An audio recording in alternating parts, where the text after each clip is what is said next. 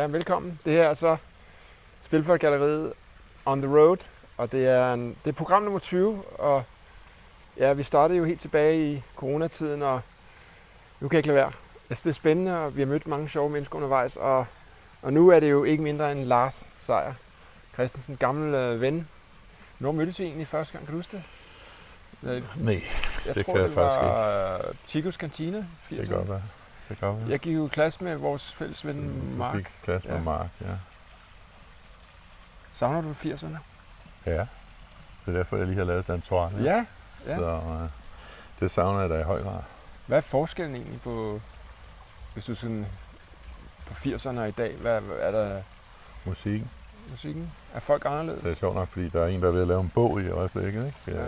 Og så spørger jeg mig om at fortælle om at lave en liste over mine 10 favoritnumre.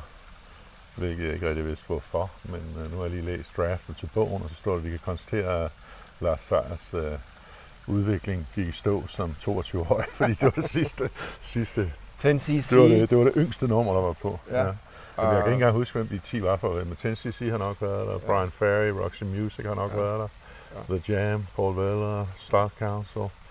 Så det er jo deromkring, ikke? Så det er i hvert fald en stor. Der er rigtig meget andet, der er blevet bedre, vil jeg sige. Men jeg synes, det var en god tid for musik. Og så havde vi det jo pænt sjovt dengang også, ikke? Altså, så det har vi selvfølgelig stadig, men altså... Det, jeg synes er sjovt at snakke om, blandt mange ting, det er jo, at vi er blevet friere mennesker siden 80'erne. Eller troede vi dengang, at vi var... Altså, vi troede, vi var en helvedes kale dengang, det ved jeg godt, men var vi friere dengang, eller er det gået den rigtige vej? Jeg tror op til et vist punkt, tror jeg, det er gået den rigtige vej, så ligesom om det er tippet lidt her de sidste 10 år igen, synes jeg ikke. Man siger, dengang var det jo helt utænkeligt, man kunne tale overhovedet om ønsker om at være fri eller være rig eller sådan noget. Det var sådan helt uforståeligt for folk og lidt umoralsk, ikke? Og det synes jeg så ændrede så meget op igennem 90'erne og 0'erne, men nu synes jeg desværre, vi trækker lidt i en anden retning. Folk er helt vilde efter at få staten til at kontrollere alt, hvad vi laver, og stærke mænd over det hele, og så en lang periode, hvor det gik den rigtige vej, og så synes jeg, der er lidt uheldige tendenser de sidste 10 år. Nok lidt efter finanskrisen. Men de stærke mænd der, er det skal vi ikke gå væk herfra, den her dejlige vandlyd? Vi skal lige sige, hvor er vi henne. Vi er på Lars' det er faktisk i dit bopæl nu, ikke? Jo, altså, været de gennem mange år? 10 år. Ja. Og det er i en by, der hedder Schwarzenbach, ja. Og det her er en gammel, hvad er det, det slags... Det var en borg, ikke? Men hvad var funktionen i sin tid? Ja, helt oprindeligt var det en borg, tror jeg, men så blev det til det i middelalderen, som man kaldte sådan et rejseslot. Der var sådan en matrix af slotte med 20, 30, 40 km mellemrum, så når en eller anden, jeg tror det her tilhørte den østrigske kejser, eller hvad fanden det var dengang, så når de så rejste på tværs af Europa, så stoppede de sådan hver 30 km og skiftede heste og hyggede sig lidt, så derfor er slottene tit sådan bygget op i 2, hvor du havde soldaterne, de rejste typisk med en 30-40-50 soldater, både i den ene bygning, og så både de adelige i den anden bygning. Ja. Ikke? Så dem ligger der ret mange sådan, med løst hånd spredt ud over her i Mellem-Europa. Men nu er det jo ikke 30 soldater, nu er det 30 biler, der holder der. Ja, knap og nap, men... Men det jeg ville spørge om før, den der tendens i tiden i dag, hvor man siger, at der er mange stærke mænd derude i samfundet. Vi har Trump, vi har hele Østeuropa, og der er Brasilien og så videre. Ikke? Jeg ved, altså, hvordan skal man... Danmark, ja. Altså Danmark har også fået en svaghed for en stærk kvinde. Godt ligesom nok, om folk, de ligesom rotter sig sammen og støtter op om den der ene. Hvad er det, der foregår i det samfund? Jamen, det sjove er jo, det er fordi, de fejler. Altså, de er jo ikke i stand til at levere de løsninger, som de påstår. De tager alle dine penge, og så siger de, nu giver vi dig en fantastisk velfærd og et fantastisk liv til gengæld. Og det kan de så ikke levere. Så nu står du så tilbage, de har taget alle dine penge, du får ikke noget, og så tænker du, måske kunne en stærk mand gøre en forskel. Okay. Måske kunne han give alt det, som vi gerne vil have, ligesom man har set mange gange i historien. Vi slutter lidt tidligere om folk som Hitler og Stalin og sådan noget, ikke, som kom i vanskelige tider og lovede guld og grønne skove. Ikke? Så jeg tror, det er sådan, desværre er det jo, fordi at alle de der systemer er fejlet fuldstændig i at levere noget af det, de har lovet, eller det meste af det, de har lovet. Og så tror folk, at det måske er bedre, hvis der er en, der bestemmer det hele, og det vil jeg så sige, det har Fordi vi de ikke er rigtig... blevet trætte af demokratiets svaghed. Ja, det var så meget sagt, men de har i hvert fald en svaghed for jeg skal være helt sikker, for jeg kommer til at trykke på et eller andet nede. Jeg er ikke kommet til at slukke for den er bare den lyser blå, ja. Alright. Ellers duber vi det. Jeg hader at skulle lave det sådan om efter 3 kvarter. Men nej, altså... Hvad? Jeg tror bare, at folk er skuffet, fordi vi bliver hele tiden bildet ind, at hvis du stemmer på den her gang, så bliver der rigtig godt, ikke? Og så sker der ingenting. De kunne lige så godt have stemt på nogle andre, og der sker ingen forskel. Og systemet er jo ikke håbløst. Det fungerer i et eller andet omfang, så samfundet trods alt hænger sammen. Men folk tager på den anden side ikke rigtig tage ansvar selv og sige, hvad nu hvis jeg fik lov at beholde mine egne penge og selv styre mit liv? Det er nok lidt for farligt. Ja. Og så, når det ene ikke fungerer, det andet ikke fungerer, så kan man altid drømme om, at der er en eller anden fantastisk statsmand, som det så vil kunne være det.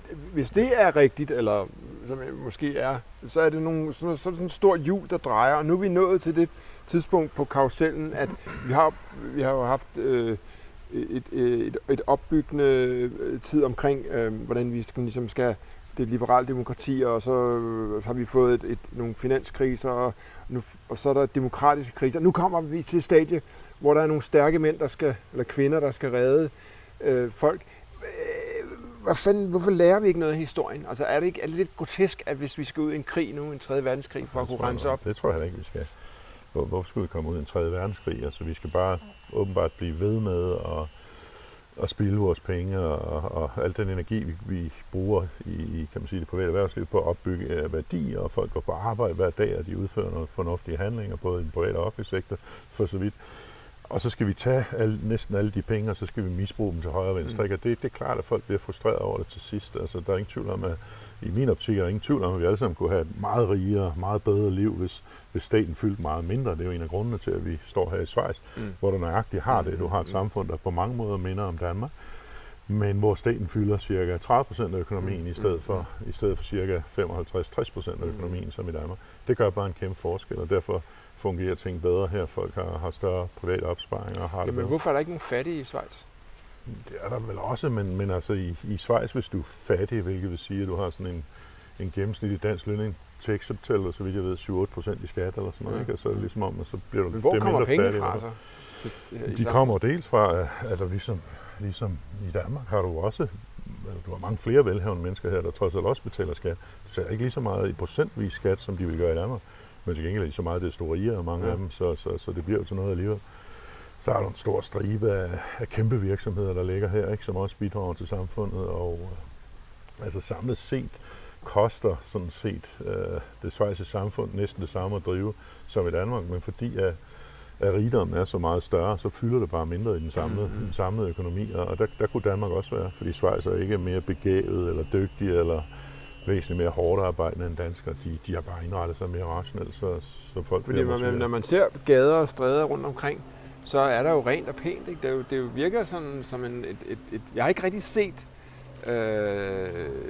de hårde sådan Bronx-områder. Jeg har ikke set de her ghettoer. Jeg har ikke set balladen med. Altså, der er selvfølgelig nogle områder i Zürich, der er lidt mere storbyagtige, men nu er der jo heller ikke rigtig store byer i. Altså Zürich er på størrelse med Aarhus eller sådan noget, ikke? Så de bliver ikke større byer hernede, fordi det er sådan meget decentralt samfund, ikke? Og det gør også, at du er mere direkte tæt på eventuelle sociale problemer, og dermed tager du måske også mere hånd omkring dem, ikke? Altså, der er også masser af indvandrere, og de klarer sig rimelig godt. Der er væsentligt flere indvandrere her, end der er i Danmark, ikke? Men punkt 1, så er der et højere krav til at blive indvandrer, fordi landet er ikke med i EU, så derfor kan de stille visse regler op for det, ikke? Jo, altså du har, jeg tror, 23% af den schweiziske befolkning, der er første generations indvandrere, altså jeg er jo også første generations indvandrer, kan man sige. Hvis du tæller det på den måde, det skal man, hvordan skal man det er også drillet ud i samfundet. Ja. Det. Nej, de er glade. De er rigtig glade for diversitet. De er rigtig glade for, at der er folk, der kommer til deres land. De har et lidt problem med amerikanere, som de ikke bryder sig om, fordi amerikanerne har været så hårde ved dem i alle mulige sammenhænge i årens løb omkring de finansielle ting og sådan noget, ikke? Bankhemmeligheder og noget der. Så de bryder sig ikke meget om amerikanere, men ellers er de jo meget velkomne. Det er egentlig mærkeligt, fordi amerikanerne er jo også sindssygt glade for penge, ikke? Som schweizerne. Altså jeg tror mere, det er den måde, som de føler, at USA har behandlet dem meget, meget hårdt i blandt andet de her sager om bankhemmeligheder og sådan noget. Og der har USA jo en uvane med at være politimand i hele verden, hvor de fleste andre lande passer deres eget, ikke? Og Men ellers, jeg siger bare, det er, så vidt jeg kan vurdere, så er det den eneste befolkning, eller den eneste sådan, gruppe af udlændinge, de decideret har noget imod. Ja. Altså, der er ikke nogen, der vil have en amerikaner som bankkunde eller noget som helst, fordi det tør man til. Der er jo mange flere flygtninge her også, altså, kan man sige, af den type indvandrere, som i Danmark ser ud til at skabe mange problemer. Det synes jeg heller ikke, man ser her. Der bliver så også gået rimelig hårdt til bid. Du skal ikke dumme dig meget, før det får konsekvenser. Det er sådan set ligegyldigt, om du er flygtning, eller du er første generations indvandrer som mig. Ikke? Altså, jeg har nogle gange lidt svært ved at holde foden af speederen, ikke? Og hernede er de meget hårde med sådan noget, og pludselig havde jeg sådan en pæn bunke fartbøder. Og de er ikke særlig dyre hernede, så jeg tænkte egentlig ikke så meget over det. Men så sagde min advokat til mig, du skal bare lige være opmærksom på, at de kan også godt lide, at man overholder lovgivningen her, så du skal ikke få for mange af de her, hvis du gerne vil have fornyet dine opholdstilladelse. Og siden der har jeg holdt foden lidt væk fra speeder. Men det er jo meget rimeligt et eller andet sted. Hvordan, hvis jeg nu vil flytte herned, hvad vil det kræve? Altså andet end... Ingenting. Du er jo EU har en aftale med, så du kan bare flytte herned. Så meget bekendt, du kræver ikke noget. Vi flytter i morgen. Jeg tror ikke engang, du behøver have et job. Men inden vi kommer så vidt, du har en ret fin kunstsamling. Du har jo altid... Lige siden vi startede med at vi dekorerede den første Saxo Bank, helt tilbage i 01 og 2, tror jeg det var. Ja. Der fik jeg jo lov til at lave lidt derude. Det var jo en kæmpe opgave for mig i sin tid. Du var den eneste, der fik lov at lave noget. Du fik hele bygningen. Og folk, de kom ind i den her bank, så stod der Hornslet overalt. Så tænkte jeg, er det Saxo Bank, eller er det Hornslet Bank? Ja, det var glemrende. Jeg kan også huske, du tit havde kunder med derude og blære der. Og vi havde det eneste var, at vi måtte ikke have bandeord. Altså fuck og burn og kill og sådan noget. Det var sådan okay, ikke? Men der er ikke noget alt for pornografisk. Det kan også vise som regel. Så var jeg meget inspireret af John Cage, den der amerikanske konceptkunstner. Han havde sådan noget med, at kunst blev lavet ud af nogle terninger, ikke? Så hvis det var en rød, så blev en træ, og så var det en rød og så videre. Jeg kan godt lide det der med, at det der tilfældighedsspil, der var som der også lidt er i børsmarkedet, ikke? Man ved jo ikke helt altid. Man kan ikke regne det altid ud, vel? Jeg synes, og så alle billederne i hele den her i den her installation, som vi lavede i Saxo Bank, den hed Chance Operations. Og så fortalte du en gang, at der var nogle russiske kunder, der kom, og så var de sådan lige lidt nervøse for, om det her var Chance Operations, hvad er det egentlig, det går ud på det? Og så en anden sjov historie derudfra, det var, at jeg blev sådan lidt pigefornærmet over, at jeg måtte ikke bruge bandeord. Så der er mange af skulpturerne, og der er mange af tingene, som bliver lavet på latin og på italiensk, og dem har de aldrig opdaget. Og der står sådan nogle det er fint nok. Vi er jo ikke så kulturelle. Jeg taler tilfældigvis latin og græsk, men det bliver aldrig men de fleste af vores kunder gør nok ikke. Så. Men du har selv med i nogen? Jeg vil så også sige, at der var altså en anden grund til, at du fik opgaven også. Det var, at du var så billig dengang. Ja. Så vi fik rigtig meget for penge. Ja, indtil jeg fandt ud af, hvad I brugte på møbler. Det er 10 dobbelte. Det her er jo et meget sjovt værk, fordi her er du selv med i værket, og det er en anden berømt fransk kunstfotograf, Gerard Rancinan, som laver nogle fantastiske tableauer af forskellige art. Han laver for øvrigt også nogle forsider på Times, og har lavet nogle fantastiske billeder af Fidel Castro og Dalai Lama og sådan noget. Men han laver også de her store opsatte fotografier, og jeg har egentlig længe gerne ville købe et af ham. Jeg var lidt i tvivl om, hvilket det skulle være, men så fyldte Yvonne rundt, og så tænkte jeg, hvad med, om man tog fat i ham og sagde, kunne du ikke lave et specifikt til os? Og så brugte vi 2 dage i Paris på at lave det der rendte 30 mennesker rundt omkring og lavede den opstilling der og sådan noget. Det var faktisk rigtig sjovt. Hvad var det, han hed igen, siger du? Gerard Rancinan. Rancinan. Og her er hele familien, ikke? Kone og 1, 2, 3, 4, 5. Lignagtigt, ja. Og de havde en fest, altså. Jeg vil sige, jeg var lidt træt efter halvanden dag, så kunne jeg godt undvære mere af det der. Men sådan noget som, at når vinen løber ud, ikke? Det, er jo, det ved jeg er ret svært at lave, fordi du skal tage det på en 1000-del lys. Ja, og det er de lavet efter? Det er lavet efter. Okay. Og zebraen hang heller ikke op i loftet. Så han går ind og laver lidt computerjustering af det bagefter. Men selve opstillingen var der, og vi sad der på alle. Ser du det her værk som både en hyldest og også en slags selvironisk distance til dig selv, eller hvordan ser du det her værk? Altså oprindeligt havde jeg tænkt mig, at det skulle være endnu mere sådan overdrevet, lukulisk, dekadent, ikke? Så jeg havde tænkt, at vi skulle sidde sådan en fuldstændig proppet bord, og så skulle der være nøgne mænd og piger, der serverede til os og sådan noget. Der sprang det ved jeg ikke. Det blev lidt nedlagt forbud mod til sidst. Så blev det her mellemting, ikke? Men jeg ser det da som en hyldest til det gode liv, og så er alle tingene er jo lavet af trash. Det er jo plastikposer og sådan noget, som pigerne er klædt ud i, ikke? Ja. Altså det gamle affaldssække og sådan noget. Var det trash couture? Det var jo muligvis inspireret, fordi vi var tæt på Anne Vibe også der, hun bor også i Paris. Men det var en stor oplevelse, fordi han er en stor kunstner, og han har lavet nogle fabelagtige værker, men ofte med sådan en blanding af et klassisk motiv, som du ved, Noahs ark og tømmerflåden, men hvor alle folk er klædt i Prada og Gucci og sådan noget. Jeg kan godt lide at lege med.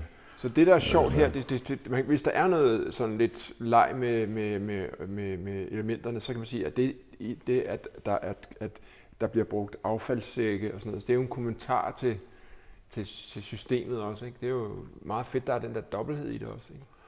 Jeg kan godt lide det, og der er faktisk, da vi lavede et mere, som hænger et andet sted i huset, hvor i samme forbindelse, men det der var ligesom hovedværket, som så var min fødselsdagsgave til min kone på det tidspunkt.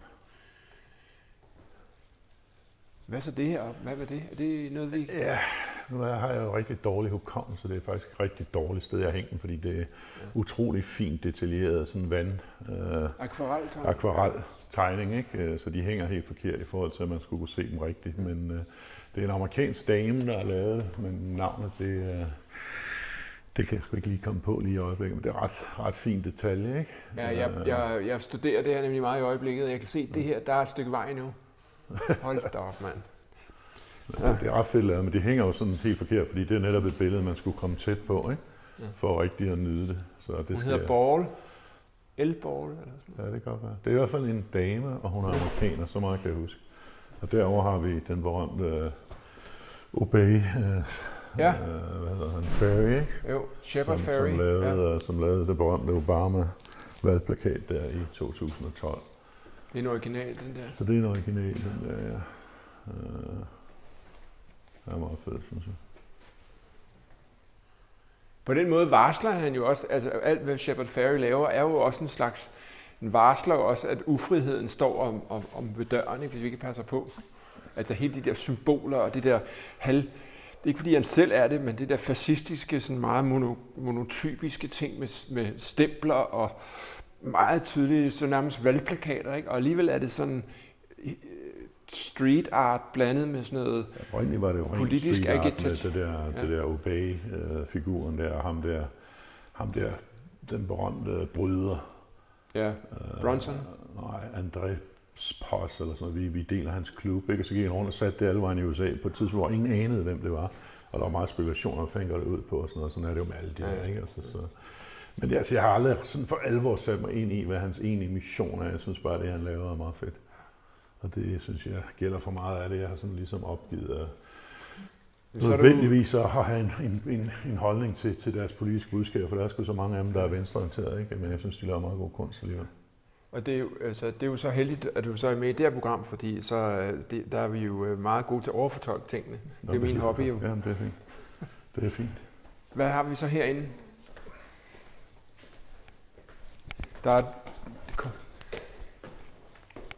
Ja, du skal næsten se den her motorcykel her, den er vanvittig. Og så er der Gustav Klimt på væggen. Ja, Gustav Klimt boede hernede i begyndelsen af sidste århundrede og malede de her originale vægmalerier. Nej, ikke helt. Men vi havde lige da vi flyttede ind, var huset sådan ikke helt, hvor det er i dag. Og så havde vi sådan en fransk ven faktisk, som multikunstner. Han spiller både fremragende piano og maler og laver skide gode fotografier og sådan noget. Og så lod vi ham og hans russiske kæreste bo her i 3 måneder, så derfor vil man finde nogle af deres værker rundt omkring. Og de var så malet hele natten og røg sig skæve, vinde og skæve, og så sov de hele dagen, og så gik de i gang igen, når mørket faldt på. Og så kørte de ud på den her? Og det der, det er sådan meget specielt. Det er det danske mærke faktisk, Lauge Jensen, som er gået hedengangen nu, men de lavede sådan 10-12 custom-made bikes om året i gamle dage. Det er jo nærmest guld herinde også, ikke? Det er guld. Det er bladguld, og der er 250 diamanter på den rundt omkring os. Det var faktisk på et tidspunkt, hvor den kendt som verdens dyreste motorcykel. Men da jeg købte den væsentligt senere, var det nu ikke så slemt. Men den blev købt af en eller anden rig araber, hvor man betalte 20% sådan af gangen, mens de byggede den, og efter de første 60% så forsvandt den. Så siden da, så stod den der bare. Jeg synes, den er meget fed.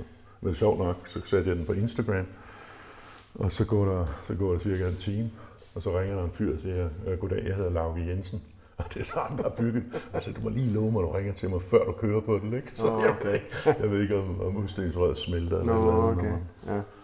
Men det der... Det er også opfattet mere som kunstværk. Ja, og det er også et symbol på en slags ultimativ frihed, ikke? Man gør, altså jeg kan ikke finde noget i jantelov i det der. Nej, der er nok ikke så meget. Hvad med det her? Den interesserede mig lidt. Hvad var det her? Hvad er det her? Det er ikke... Skulpturen. Det er den danske kunstnergruppe, der hedder A-kassen. A-kassen, ja.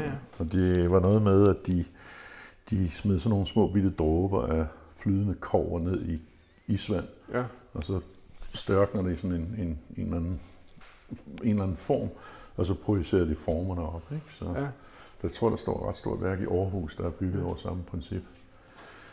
Men igen, så der er ikke meget bekendt ikke nogen større politisk tanke bag det, men det er den her funktion af at komme noget flydende brandvarme ned i koldt vand. Jeg kan godt give et bud på, hvad det handler om. Ja. Altså, at hvis vi kender og accepterer videnskabelige regler, så er vi godt vej hen til, hvor også vi kan overholde politiske regler. Altså, hvis videnskaben får lov til ligesom at snakke og sige, sådan det her det er op og ned i samfundet her, sådan reagerer kobber i vand. Det er et symbol på, at det er ikke manipuleret af løgn og bedrag. Det her er et stykke true science, som bliver nærmest hyldet som en slags... Det sådan ser jeg det. Problemet er jo bare, at videnskaben er blevet meget politiseret, også i de senere år. Ikke? Og dem, der bliver fundet, er ikke nødvendigvis de dygtigste videnskabsfolk, men dem, der mener det rigtige. Ikke? Og det er et stort problem, at vi også er ved nu ligesom at skride på det punkt, synes jeg. Ja, altså med hele klimadebatten, tænker du? Ja, blandt andet, men også i andre sammenhænge faktisk. Du skal simpelthen sige noget, der er politisk korrekt for at få den funding, som du gerne vil have.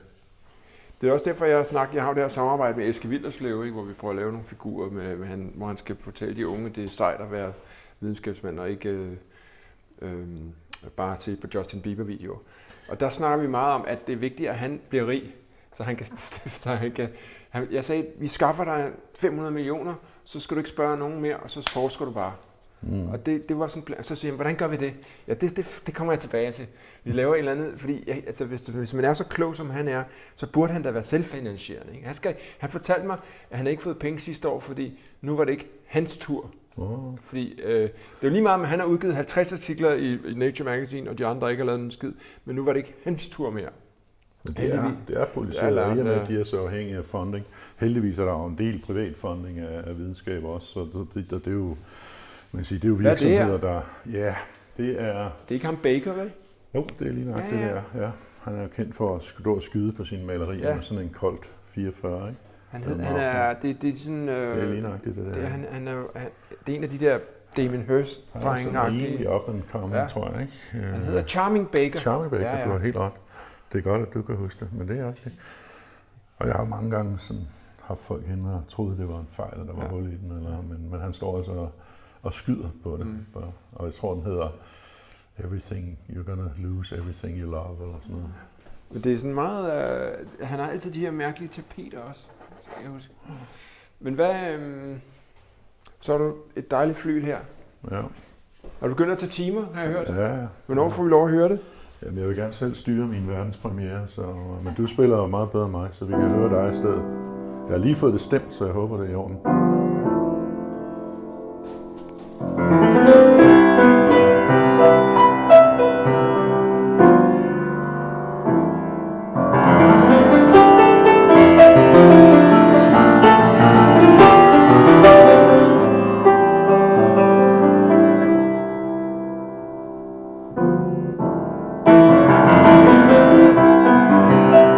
Det er godt. Det er flot. Det er dejligt flyl. Jamen det er jeg også glad for. Det har jeg stået her i 10 år eller sådan noget, men her da coronakrisen start, tænkte jeg, nu skal det være. Skal vi lige... der var nogle flere ting heroppe. Prøv lige at tjekke de her vægge her. Altså, Er det hulmursisoleret? Der er god 1,5 meter der. Det er ikke så nemt lige at sætte et vindue ind eller sådan noget. Er det her, du mener? Dengang man skal passe på fjenderne, men... Det er det jo. Det stammer fra en tid, hvor man skulle passe lidt mere på sine naboer. Her, det er det ikke ham der Young? Jo, lige nøjagtigt Russell Young. Russell Young. Ja. Det er fedt. Og det er Nietmeyer. Og det er jo så lavet med Swarovski-sten, ikke? Jeg ved sgu ikke, men det er jo det der diamantoverflade eller krystaloverflade. Og så går man her og tror, at man ikke kan lave noget efter Andy Warhol, ikke? Og alligevel så knækker man koden. Han har lavet mange fede ting. Han har også en fantastisk biker-serie med de der gamle 60'ere. Men han var nemlig også, jeg tror også, han selv var fotograf i sin tid, hvor han har faktisk taget mange af billederne selv. Det tror jeg nok. Og her er hovedværket jo. Det er klart, så bliver det ikke bedre. Nej. Specielt når stævanlægget er presset op i lærredet. Ja, det er min kone også rigtig glad for.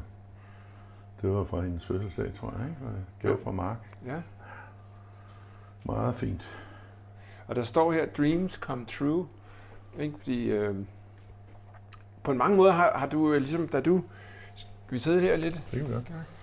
Det er der ikke i Wolf Eliasson og sådan noget? Det er en østrigsk kunstner, der hedder Birgitte Nietmeyer.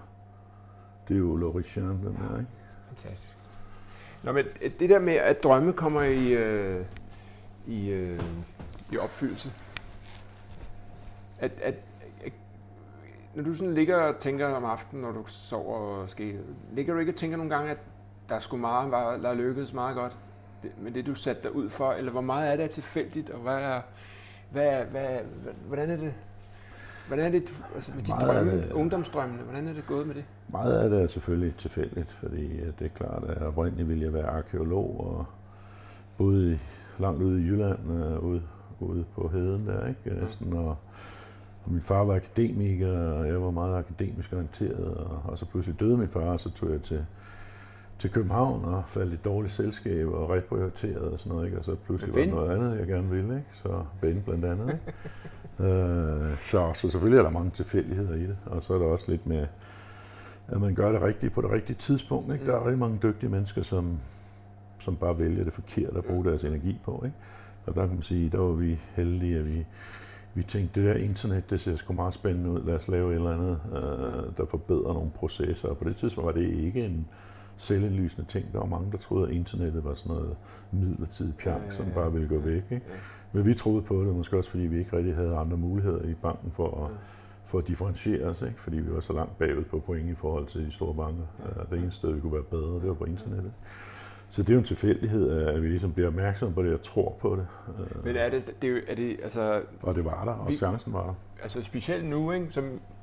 Selv jeg får henvendelser, kan du skaffe mig et møde med Lars Seier? Altså, nej, det kan jeg ikke. Altså, det må du selv styre. De tror jo, at fordi man har gjort det, at man sådan, alle døre er åbne, ikke? Og altså, det jeg prøver at sige, det er, at hvordan skal man forholde sig til det der med, at vi er... altså, mange af de her unge, de prøver at sige, nu vil vi gerne være rige. De tænker ikke på, hvad det er. Og tænkte I på det på den måde, at I vil bare gerne være velhavende? Eller tænkte I, det kunne være sjovt at lave det der? Og så blev man det efterhånden. Hvornår begyndte det at blive mere sådan rent med penge? Eller har det nogensinde været det? Nej, det er jo aldrig rent med penge. Jeg har altid godt kunne tænke mig at blive velhavende. Det vil jeg ikke lægge skjul på. Jeg ser det også som et væsentligt succesparameter, fordi det er sådan det eneste, der er rigtig målbart. Men når du ser på de unge i dag, der kun vi det, ikke? Nej, det er fjollet selvfølgelig. Men det er da en god ambition at have, men man skal bare forstå, at det kræver så, at man laver et eller andet, som andre folk gider købe, eller gider bruge, eller whatever. Og når du så først er i gang med det, så drukner du i den proces, og det er den, der er super interessant. Og så tænker du egentlig ikke over andet, end at det er rart, at det går fremad hvert år. Og pludselig, hvis du har gjort det længe nok, i vores tilfælde 20 år, ikke, så er det pludselig penge værd, ikke? Ja. Det er jo ikke noget, der sådan fra den ene dag til den anden. Og hvis du gerne vil være rigtig rig, så er det jo også mere værdien af din virksomhed, end den månedlige eller kvartalsmæssige indtjening, fordi du får måske 10, 20, 30, 40 gange værdien af den indtjening, du har, ikke? Men da I begyndte at handle aktier i London, der helt i starten, der kom I ind og arbejdede i det her børsfirma. hvad var, altså, det må have været interessant jo, og det var gamet. Var det som at spille backgammon hver dag med rigtige penge, eller hvad var det? Ja, altså, jeg har ikke så meget længere, men dengang interesserede jeg mig utrolig meget for markedet, og det vil jeg sige, mange af mine kolleger i England tjente kun på penge. Altså, hvis de kunne have tjent flere penge på at sælge tennissko, så ville de have gjort det. Ja. Jeg synes, at markedet er meget interessant, og processen er meget interessant, og jeg satte mig også meget ind i det på et tidligt tidspunkt, vil jeg sige, endda før jeg overhovedet gik ind i branchen. Jeg tror, at allerede da jeg fik mit første job, vidste jeg sgu mere, fordi jeg havde siddet og læst Financial Times hver dag i årevis, ikke? Så vidste jeg faktisk mere om det end mange af mine kolleger. Ikke? Så du ser nærmest markedet som en slags, noget man kan udforske som en slags markedet er utroligt sit eget liv, eller hvad? Det er måske det mest interessante i verden i virkeligheden, fordi det er jo det, der underlægger alt andet. Det er det, der underlægger det, du laver, det er det, der underlægger, om du har et pænt hus eller ej, det er det, der underlægger, om du overhovedet kan lave nogen som helst spændende ting. Ikke? Og det, et eller andet sted, så er det jo markedet, der er med til at bestemme. Det der, det skal virke, og det der, det kommer ikke til at virke. Det er ikke altid, det har ret, men det har det alligevel, fordi den måde, det allokerer kapital på, ender med at få ret. Så dem, der gør det, som flest mennesker gerne vil, de tenderer, og gerne vil have, de tenderer at klare sig godt. Og folk, der synes, de har en fantastisk idé, der er bare ikke andre end dem selv, der synes, det er fantastisk, så må man bare indstille sig på, og så kan man godt lave det, men så bliver man bare ikke særlig rig af det.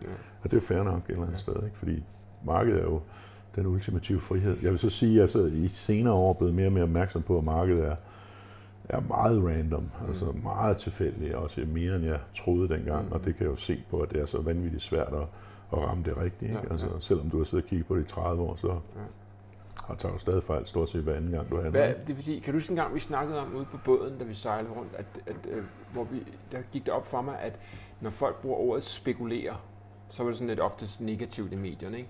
Men var det, du sagde noget med, at det var faktisk spekulationen, der skabte mulighederne for... Altså, kan du huske, hvad du snakkede om der? Hvorfor var spekulation egentlig en god ting? Spekulation er ikke bare en god ting, det er egentlig de vigtigste gode ting i verden overhovedet. Fordi hvad er det, spekulation er? Jamen, det er det, der gør, at en almindelig virksomhed kan tilrettelægge sine aktiviteter på en sikker måde. Ved nogenlunde, hvad de råvarer, de skal bruge, de kommer til at koste. Ved nogenlunde, hvad de kan sælge dem til. Og så kan de arbejde ud fra en profitmargen, så kan de hyre nogle folk, og så kan de købe nyt maskineri. Den eneste grund til, at de kan det, det er, fordi der er sådan nogen som mig, der er villige til at sige, men jeg vil godt tage risikoen på, om olie stiger eller falder. Jeg vil godt tage risikoen på, om dollaren stiger eller falder.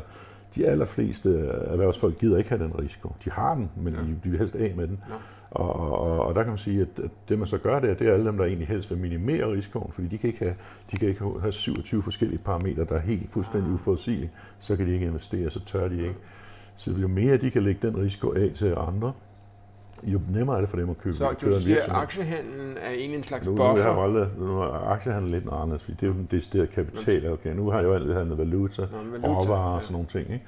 Og råvarer og valuta piver op og ned, især råvarer. Ikke? Og det er jo enormt farligt, hvis du har valgt at sige, nu jeg kan sælge 1000 ting af plastik om et år til den pris.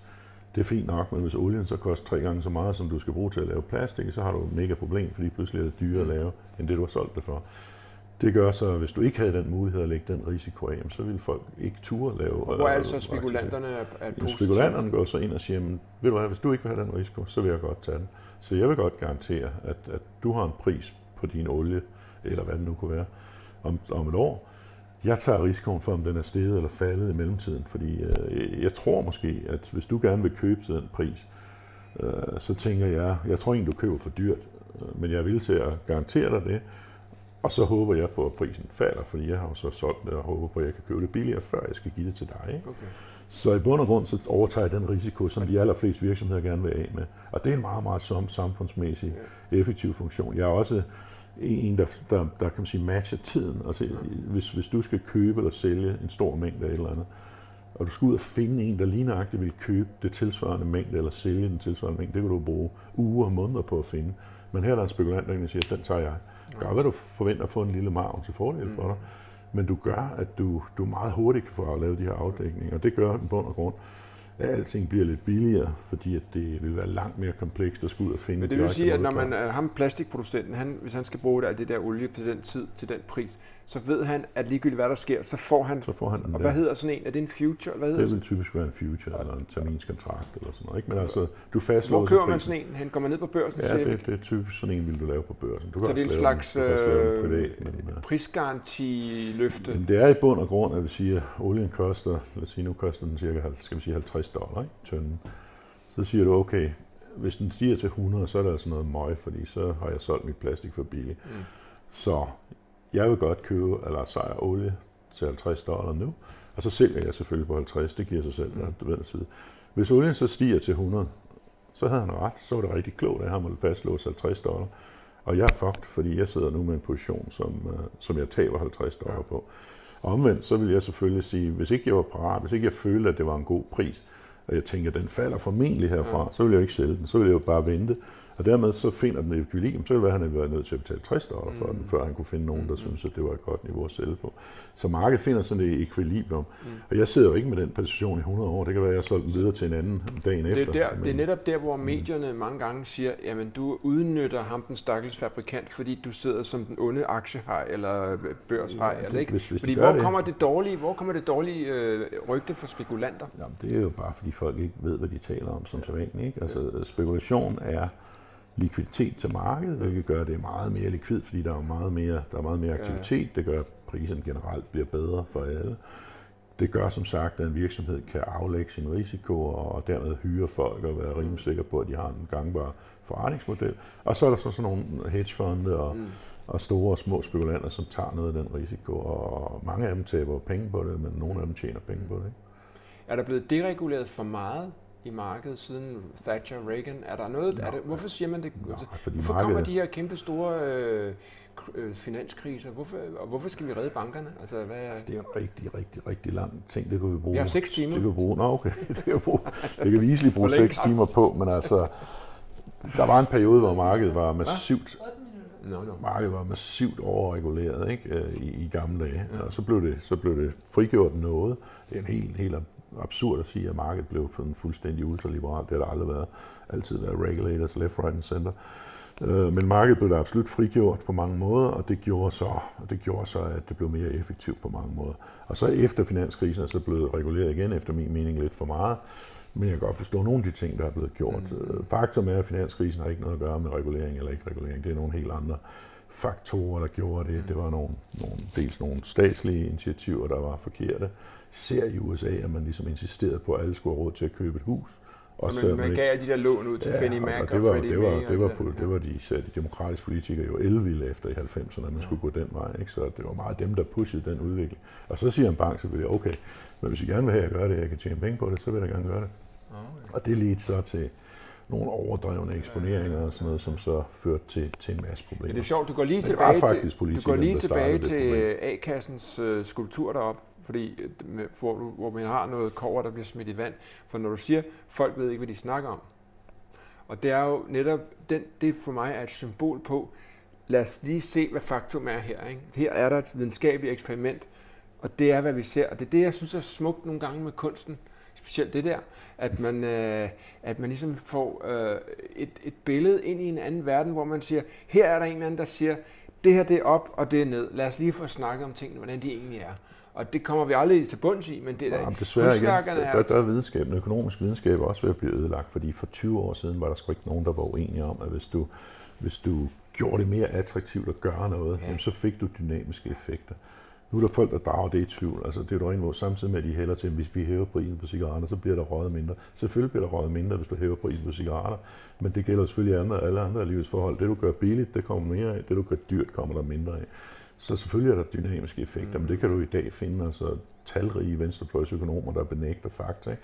Så selvom de faktisk er videnskabeligt uddannet, så har du en politisering af videnskab, økonomisk videnskab, som er meget, meget beklagelig. For økonomisk videnskab er ikke helt så clear cut som fysik eller relativitetsteorien, men det er ret clear cut, at visse former for handlinger fører til incitamenter, der gør, at der kommer mere eller mindre af noget. Det er jo bund og grund. Er din tålmodighed med Danmark ved at løbe ud? Nu har du været i politik længe, ikke? Nej, jeg har aldrig været i politik. Nej, men du har været meget aktiv på Liberal Alliance og så videre, ikke? Jeg er lidt bekymret, fordi vi jo faktisk kom et langt stykke vej. Altså, vi kom i regering, og vi fik noget indflydelse, og jeg synes, de gjorde nogle fornuftige ting. I regeringen gjorde også nogle ufornuftige, men de fleste af dem var ret fornuftige. Og så bliver vi smadret fuldstændig ved næste valg, fordi vi ikke fik endnu mere igennem. Ikke? Og det kan godt gøre mig lidt bekymret om de folk, som jeg normalt, kan man sige... Man kan ikke regne med de vælgere. Nej, men det er folk, du kan... Jeg troede godt, man kunne regne med liberale vælgere, men det kan man så ikke. Og dem, jeg mest har hængt ud med, kan man sige, har skuffet mig der, at de ikke kunne forstå, at vi faktisk gjorde noget godt i den regering. Og det har selvfølgelig bekymret mig, fordi så bliver det sådan en Sisyfus ting. Så længe du står og råber ude på sidelinjen, så er de elvilde. Når du så kommer ind og får indflydelse, så er de ikke elvilde, og så ruller stenen ned, og så kan du begynde forfra. Men derfor kunne man da godt forestille sig, når man, fordi jeg ved det jo selv fra kunsten, ikke? Nu har jeg jo kæmpet med det i mange år, og jeg er stadig ikke engang, jeg føler ikke engang, at jeg er rigtig kommet ud af starthullerne, selvom jeg har da oplevet en vis form for anerkendelse i mit eget lille, hvad skal man sige, andet by. Men det er den der, altså man prøver, og så er der ikke nogen derude, der hører og ser det rigtigt. Føler du ikke nogle gange, at det er spild af arbejde nogle gange? Jo, jeg er tosset. Det er det da, men man skal have tiden til at gå med et eller andet. Altså det gælder for næsten alt, hvad du laver, så er det jo på en grund spild, fordi 10 år efter er der ingen, der kan huske det alligevel. Jeg er begyndt at interessere mig, jeg har altid interesseret mig meget for astronomi, jeg begynder at interessere mig for kvantefysik og for kvantemekanik og for universet og sådan noget, ikke? Og man behøver ikke at kigge ret lang tid på det der, for ligesom man er nødt til at indse, at det man laver, det er ret ligegyldigt i alt andet end ens egen lille cirkel, så derfor tror jeg også bare, at man skal sætte sine forventninger. Om så er du blevet amerikansk præsident, så vil du være ligegyldig om 30 år, fordi så er det er derfor, når jeg er ude, og sådan, så kan jeg godt finde på at ligesom nævne, at vi kender hinanden nogle gange, fordi så kan jeg se folks reaktion, ikke? Hvis der er for mange venstreorienterede lokalet, så kan jeg sådan sige, ja, altså, ved I godt, at Lars han er faktisk idealist? Hvad? Ikke? De tror, jamen idealisme, det er jo fordi, Lars tror jo, eller han ved, altså nærmest sådan, at hvis folk bliver mere liberale, så bliver samfundet bedre. Det tror de liberale mennesker. Ja, det er jo videnskabeligt bevist. Hvad? Det er jo videnskabeligt bevist. Det samme siger alle de røde lejesvend. De siger, hvis I bare bliver ægte, fællesskabsorienterede socialister, så de har bare meget dårlig historik for at bevise det empirisk, vil jeg sige. Jeg siger bare, idealismen, altså, det jeg prøver at fremstamme, det er, at du er jo meget interesseret i samfundsforhold, og det tror jeg ikke, altså medierne og folk normalt ved så meget om, at fordi de ser bare, okay, det er nogen, der har en bank, og så laver de penge på finans og så videre. Men der er jo et kæmpe socialt engagement, også på højrefløjen. Det skal man jo anerkende. Det er meget interesseret de gør det jo ikke for at være onde. Jo. Det jeg er meget interesseret i, det er, at hvert menneske får et lige så fuldt og frit og rigt liv, hvor de får lov til at leve det ud, som de drømmer om. Ligesom du har gjort, ligesom jeg har gjort. Vi har et stort helt fået lov til at lave det, vi gerne vil. Ikke? Desværre er der så mange mennesker, der dels ikke tror på, at de selv har evnerne til at gøre det, hellere vil overlade ansvaret til en eller anden mærkelig, distinkt statsfunktion, som måske kan gøre det meget bedre. Min eneste målsætning her er egentlig, at folk bare skal have lov til at leve deres liv fuldt ud, og det gælder på alle måder, og det er jo mere fri. Det er også derfor, jeg er ikke sådan super negativ på Christiania og sådan noget, som mange konservative, fordi jeg kan godt se, at de har lov til at leve deres liv. Jeg er heller ikke super negativ på rockerbander, selvom jeg synes, de skulle lade være med at klippe fingrene for og sådan noget, men de har også bare valgt at leve livet på en måde. Så kommer gråzonerne der, når man begynder at begå kriminalitet og dermed ødelægge andre folks evne til at have frihed, men jeg har en meget bred fortolkning af, hvad man må her i livet, så længe man ikke forhindrer og generer andre menneskers samme lignende rettighed. Ikke? Så i den forstand, så er det meste det, jeg gør, det er jo rettet imod, at jeg tror på, at et samfund, hvor folk fik lov til at beholde mere råderet over deres tilværelse, det vil være et bedre samfund for dem, og også rent utilitaristisk formentlig også vil være et rigere samfund samlet set, men det er egentlig mere det individuelle. Men tror du så ikke, at nu er vi jo blevet lidt ældre og sådan noget, når du ser tilbage på de her 20-30 år, hvor man simpelthen hvor I har i hvert fald været meget prøver at promote den tanke om frihed og så videre.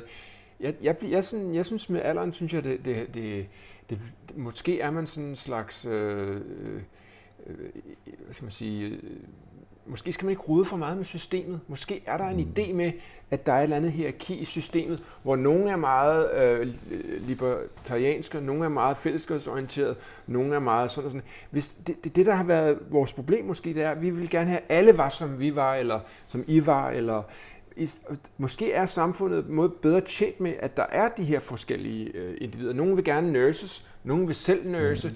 Hvordan løser man det, at der er alle de forskellige måder at leve på? Men jeg synes faktisk ikke, at der er nogen modstrid mellem det, du siger, altså det, som jeg søger, nemlig at folk skal have lov til at leve deres liv nøjagtigt, som de har lyst til, også som jeg synes, det er tosset. Så længe, at de ikke stjæler fra mig, eller klipper mine fingre af, eller tvinger mig ind i et fællesskab, som jeg ikke har lyst til at være med i.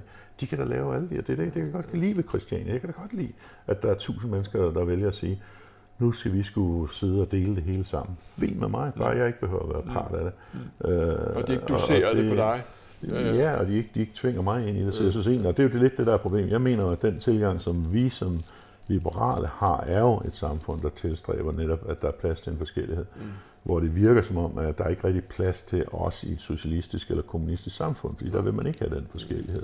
Men jeg er enig i, at og der har også ændret holdning lidt. Jeg er ikke så utopisk, som jeg var som ung. Altså, jeg mener egentlig, at man kan leve et udmærket. Jeg spurgte Ole Birk Olsen en gang om det der med at være liberal og så videre. Så sagde han en meget god måde. Han sagde, at man kan jo være liberal. Man kan tage helt op til Skagen, hvor Lars Seier er, og så man kan stå af i Aarhus. Man behøver ikke være ultraliberal, vel? Det kan man jo selv vælge. Altså, det er jo meget sjovt også, at det er... At altså i yderste konsekvens, så er vi jo alle sammen ultraliberale, fordi der er kun os selv. Og i yderste konsekvens, så er du 100% herre over dit eget liv. Det gør, at du kan lave nogle valg, som du kommer til at fortryde, fordi andre ikke er enige med dig, men vi er jo trods alt, selvom vi har en masse mennesker omkring os, som vi elsker, og som vi gerne vil hjælpe og være sammen med, så er vi ultimativt set alene i verden. Vi kan konkludere, at vi er tilbage ved udgangspunktet. Måske er et centrum, jeg vil lige sige demokratisk samfund, hvor der ligesom er plads til alle de her celler af folk, der gør sig ligesom, nogle er meget liberale, nogle er meget venstreorienterede, men hvis de skal kunne finde ud af sammen, så er vi nødt til at acceptere, at det bliver et patchwork i samfundet, vi lever i, hvis alle skal være, vi kan ikke få alle til at blive totalt venstreorienteret og alle til at blive totalt liberale. Nej, hvis vi gjorde det, så ville midten skifte. Det er det, den gør hele tiden. Der er jo altid 50-50. Det er uhyre sjældent, der er 60-40 eller sådan noget. Og det er jo simpelthen fordi dem, der er 40, de tænker, vi kommer aldrig nogensinde til at få noget skulle have sagt, så må hellere være lidt ligesom dem, der er 60. Så den der midte skifter jo hele tiden, så den rammer nogenlunde 50-50. Det er jo meget påfaldende, når man ser USA i øjeblikket. Hvor ekstremt langt der er fra sådan en liberal demokrat til en kerne Trump-tilhænger. Det er nærmest uhyggeligt, ikke? Og det er ligesom om, der er to forskellige planeter. Ikke? Det er familier, der bliver splittet op, de kan ikke engang tale sig. Og der synes jeg, det går for vidt. Jeg kan godt lide. Men der er mange moderate republikanere og meget højreorienterede demokrater, der sådan prøver at finde hinanden, ikke? Eller hvad? Jo, det er der vel. Det er også derfor, det fungerer nogenlunde. Men jeg synes bare, det er chikerende alligevel. Det er mærkeligt, fordi du har ret i, det er ligesom sådan en del af samfundet, der i det store hele godt vil have lidt frihed til at klare sig selv, og så er den anden halvdel af samfundet, det store hele godt vil have meget kontrol, og gerne vil krasse så mange penge ind fra de andre, som de så kan sidde og bestyre på vegne af de 100%. Og den midte, den flytter sig bare hele tiden. Du har jo ikke et samfund i verden, hvor nogen vinder 70-30 i et valg. I hvert fald kun én gang, så skifter dem på 30, de skifter ind mod 70. Ikke? Og derfor så ender det altid sådan et mærkeligt balanceforhold. Jeg synes bare stadig, der er noget fundamentalt skævt i det forhold, at vores tankegang, nu taler jeg sådan liberalt, er jo i bund og grund, i en perfekt verden, så får vi alle sammen lov til at gøre det, vi har lyst til. Og deres tankegang er, at vi skal alle sammen tvinges ind i den model formentlig, fordi ellers ville de ikke have penge til alle deres gode idéer. Ikke? Og det er en forskel, en moralsk forskel også. Og så er vi ude i noget darwinisme her, for der er nogle mennesker, der simpelthen ikke bare orker det der at være på egen hånd. Og nogle vil gerne nurses. Det er også lov til det. Ja. Så vi kan konkludere her, at vi har spildt vores liv, men vi har haft det sjovt. Tusind tak, det er fordi du gad at snakke med. Det var virkelig hyggeligt. Vi fortsætter næste gang Lars kommer til København, så en gang, når det passer, så kommer Anders med, fordi han har også nogle spørgsmål. Så vi håber, du deltager en anden gang. Glæder mig til det, Anders. Ja, tusind tak. Tusind tak.